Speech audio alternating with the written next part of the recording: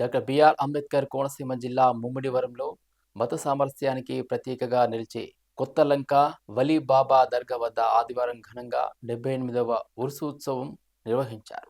అయితే వలీబాబా దర్గాను ముమ్మిడివరం శాసనసభ్యులు దట్టా సుబ్బరాజు, జనసేన బీజేపీ కూటమి నాయకులు దర్శించి ప్రత్యేక ప్రార్థనలు చేశారు.